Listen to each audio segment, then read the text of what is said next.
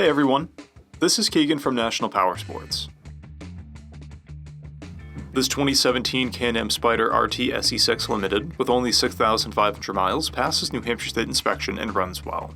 It comes equipped with ABS, traction control, cruise control, heated grips, and electronic suspension, reverse, multifunction 4-speaker audio system, electronic windshield, navigation, and an onboard computer. The SPYDERs have carved their own niche in the motorcycle industry, standing apart from motorcycles and trikes. With three-wheeled stability, agility, and long-distance touring comforts, the SPYDER is extremely versatile.